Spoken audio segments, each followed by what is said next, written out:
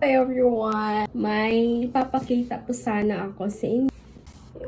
Headphone. Buksan ko ngayon lang. Sobrang busy ko. Next week, start ko na ng work. Ganun yung trabaho ko. Uwi, tapos trabaho. Ito yung ipapakita sa inyo. Excited na ba kayo? Kasi ako excited ako. Hi! How are you guys? Ngayon, may mapakita sana ako. Ano na lang eh. Alright, like this.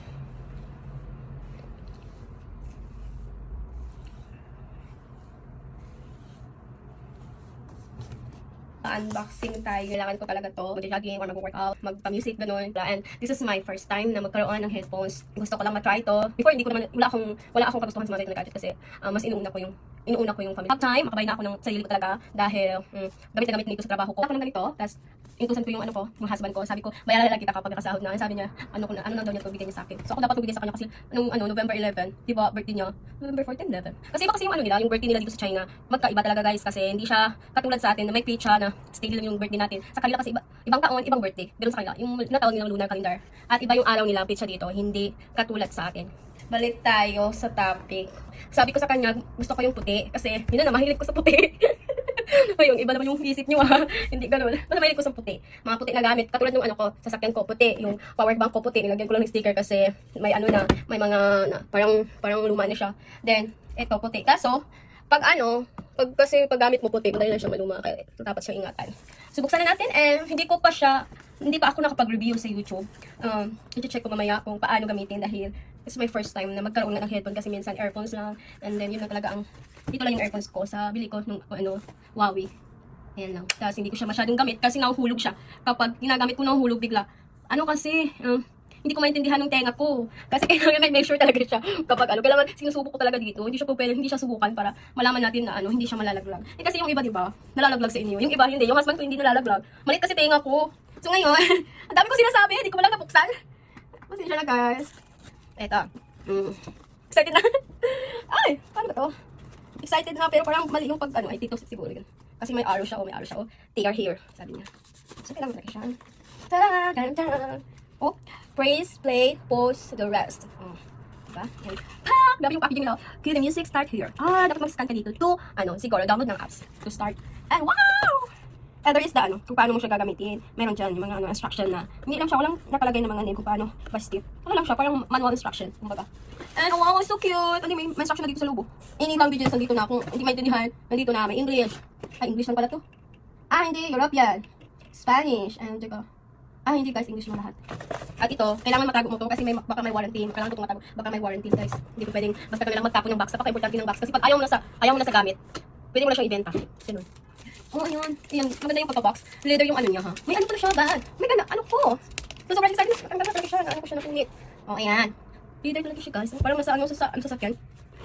Ang ganda ng zipper ha. Tumutulog ha. Excuse.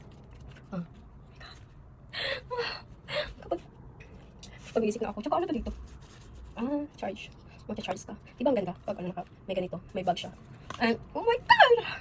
Tignan natin. Ang napakaganda. Ano to? Like this? Oh my God! Oh! And this is... Diba?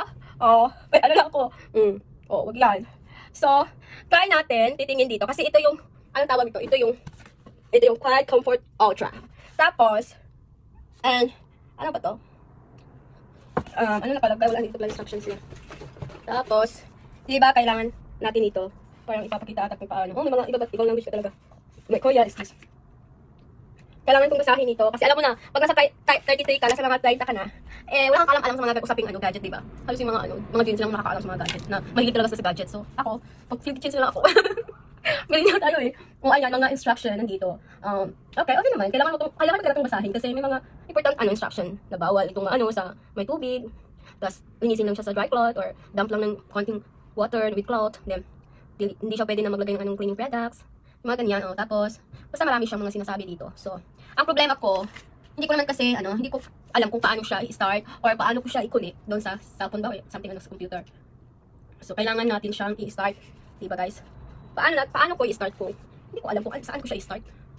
So, kailangan natin i-check dito. Which is better? Hey there, Odie from recordingnow.com. Back to back. Now, if I never wore the Ultra back to back with the regular Quiet Comfort, I would give these a perfect score. They're really that comfortable, but ultimately the QC Ultra does edge it out. So for comfort, I'm giving the Quiet Comfort 2023 a 4.5 out of 5, and the QC Ultra a perfect 5 out of 5, as it is the most comfortable wireless noise canceling headphone in this class that I've tested today. Features, build quality, battery life, and noise canceling performance. Every headphone I've tested down single steps, like you can with these dedicated volume adjust buttons. Simply put, headphones are not meant to be an iPhone, so they should really have physical buttons, such as this also on and off. But anyways, from a user experience perspective, the Quiet Comfort wins here. Now let's talk 11 levels of visibility between full transparency and actively filter out wind when you're outside the Ultra, and if it's not in the category of the features, build quality, battery life, and noise. Gamit ko na siya, guys. Maganda yung sound quality niya. Maganda siya. Yun lang, guys. Thank you so much dahil nanood kayo sa YouTube channel ko. And huwag niyo naman talagang kalimutan mag-subscribe. And then, syempre, napapasalamat din ako sa husband ko sa bibig niya na headphone. And then, someday, babawi ako kapag makaipon-ipon na ako. Kasi syempre, kailangan mag-ipon ko para naman, at ikaw, para sa future natin dalawa. I love you so much. And thank you guys sa mga nanood. Huwag niyo kung kalimutan mag-subscribe na din po. And yan lang, and God bless. And tatanggalin ko muna itong lipstick na to, ha? Hirap mo rahin. Hirap bawal talaga siya, ano? Dang pala lang siya. Kunting, water lang daw. Kasi yun lang. And thank you so much. God bless everyone. Bye!